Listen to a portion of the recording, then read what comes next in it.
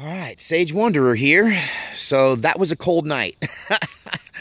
I know today is going to be a nice warm day. It's already starting to warm up. But last night, yeah.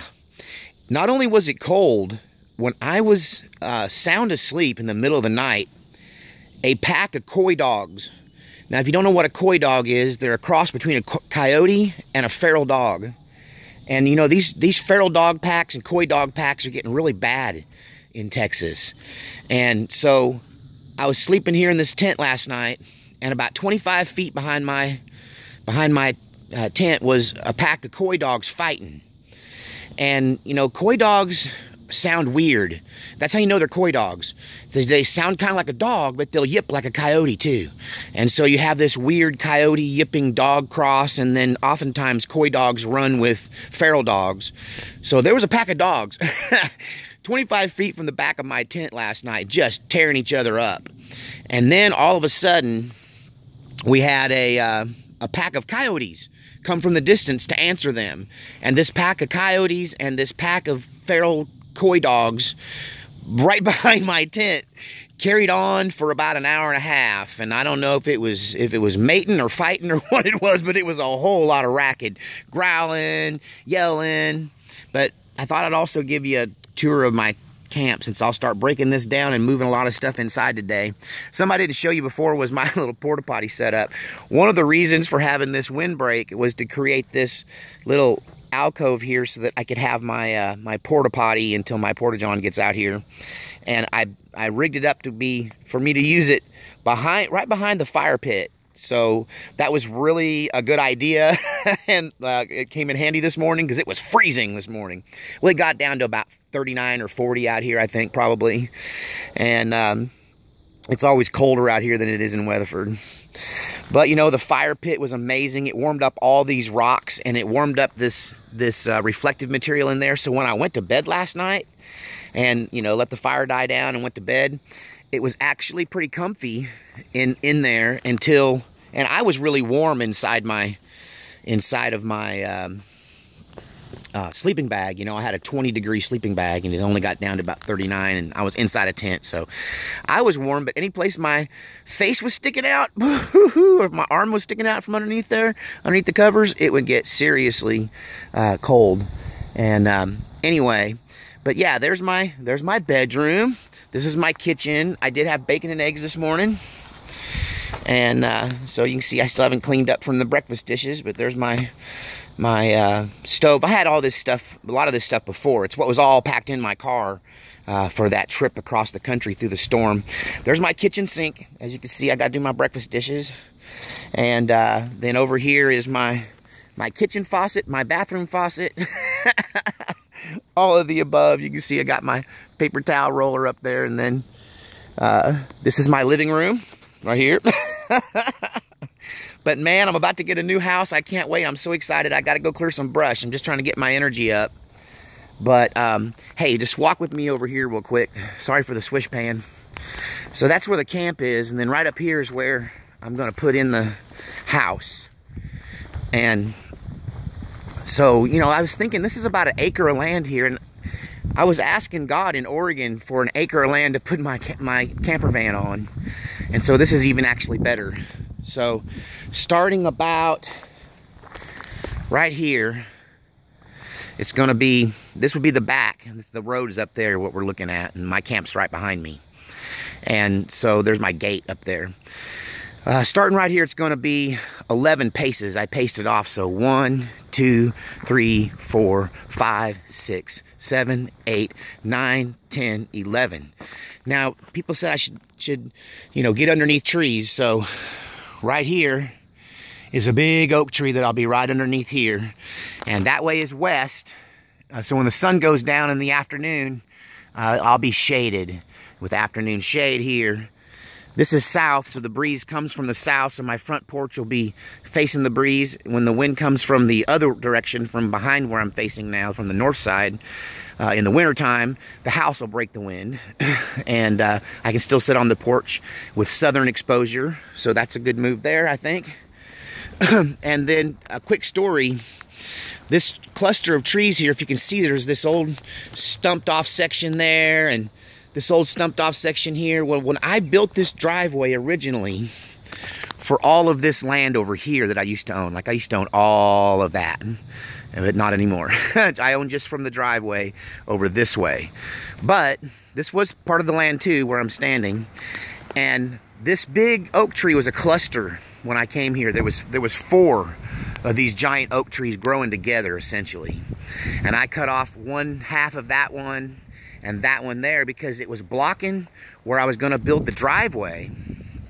And so I had to fall those down and cut them up into firewood so that I could get through the canopy, because there was a canopy, just was like, this was all just covered up here because of this giant tree. And so I cut over half of it away, and this is what's left, but it's grown out so nice and it's filling out so pretty. And anyway, I had this pile of oak here that I had cut from this tree, and this has been 15 years ago. And I had an AK-47 with me, and I had it leaned up against the tree there, and I had a lawn chair sitting right there with my canteen, and had a big pile of wood there, and I was splitting it and cutting it, you know. And I had cut up, I'd been using the chainsaw, and I just was getting tired, and the chainsaw was getting hot, so I set it down, sat down in my chair right there, and I got me a drink, you know. But I was about 2 steps from that tree stump where I'd leaned my AK-47. And then right behind me, coming up right through this little pathway back between these 2 cedars, now this is 15 years ago, come the most beautiful little 8-point, it's 4 on each side, so 4x4. In Texas, I think they say 8-point. I'm getting state crossover on some of this stuff. I've moved around too much. But it had 8 points total. And he was just a beautiful, just about right for eating, you know. And he was standing behind me, just chewing grass. Like, I heard a twig snap. And this is 15 years ago. And I turn around, and there's this buck. And I have a .32 in my pocket, and I'm thinking about shooting him with it because it's hunting season. It's why I have the AK leaning out there, because just in case I see a deer, because it was my very first season to hunt on this property. And I hadn't even had a house or anything. I was just building this driveway where I'm about to set my new house down on, my second house for out here. Anyway, and yeah, so I thought, can I reach over there and grab that? Can I stand up and grab that AK and get that shot off before he runs? But there was just no way. Like, he had the drop on me, and I kind of blinked and turned my head, and he was gone. He's like, don't, off into the woods. And I kind of half expected to see a deer come through there, because that's what this is a game trail that comes right through where I'm putting my house right on the game trail. So, but anyway, that was a long time ago. I will say this, I did eventually eat that buck. I did eat him the next year or 2 years later. He got a little bigger, and I took him on the back of the property as he came onto the property from the backside.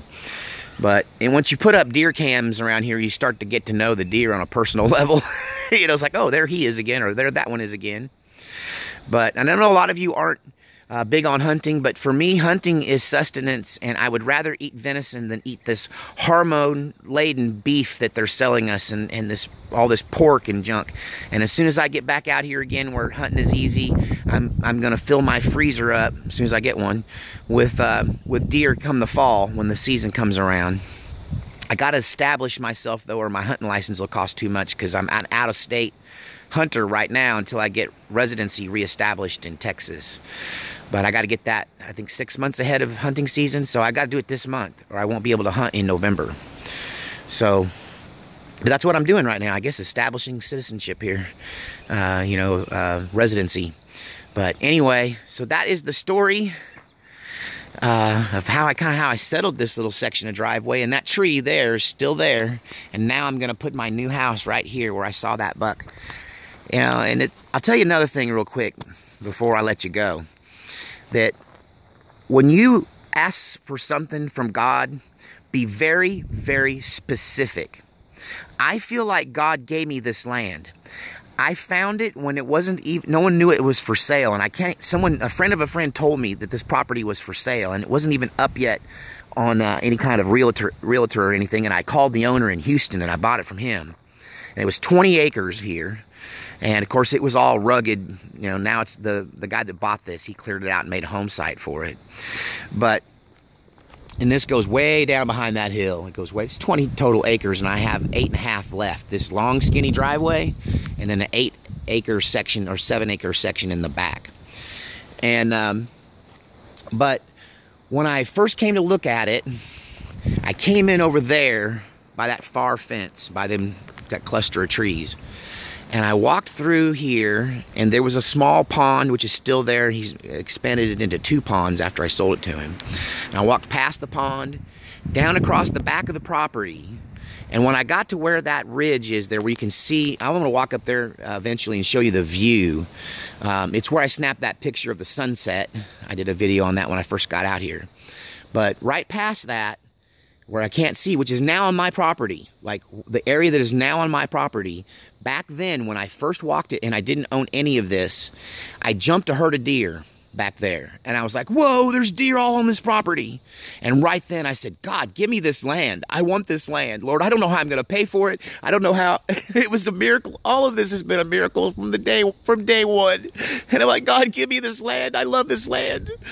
You know what? I lost most of it in the divorce, but I'm about to get to why I think I lost it when I could have preserved it. Because right there, which is now on my land, I saw those deer, and I started praying, God, give me this land. And I walked to the back fence, and I walked down to the back corner, to the far back corner, and then I come walking back up this side, right where this driveway is now.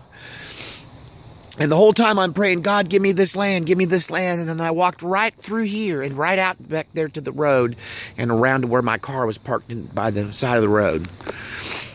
And I was praying, God, give me this land. And he gave it to me. He gave all of it to me. But what's interesting is I never walked the rest of it and said, God, give me this land. Where I started praying is what God preserved. I didn't pray over this front part. I didn't walk through here and say, you know, and honestly, I intended to sell this front part from the beginning. You know, first I tried to sell it to my sister, and that was a no-go. And then I split it up and I gave it to my parents. And then, you know, my dad passed away and my mom didn't want to live out here anymore. And so I sold that off. And so I guess what I'm trying to say is, the part that I really wanted, and the part that I asked God for, he preserved through all this madness, through the madness of 2 divorces, going on 3 now, and the insanity of my midlife crisis, and through all of the economic woes, and living in a van down by the river, and God saved the land that I prayed for. And I kind of wished I'd prayed for all of it. I just knew this front part was the most valuable that people would want, because it's like what they want. But I love what's back there because it's so wild. It's just untouched from the days of old. So thank you, God, for this land. Thank you for helping me hold it onto it, Lord. Lord, bring my new house out. I'm ready.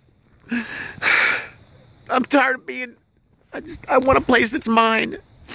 It's another thing. I've been renting ever since the divorce. The last time I had a place that was mine, it was back on the other side of that pond, and it's where I raised my kids in a double-wide trailer, but it was mine.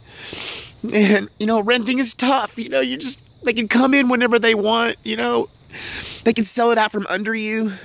If you don't make the payment, if you don't make the bill, you're out. And there's going to be some of that here because I'm buying this house. I'm not going to own it. Like, I paid cash for my mobile home. I just walked right in and wrote a check for 50 grand back in the day, you know.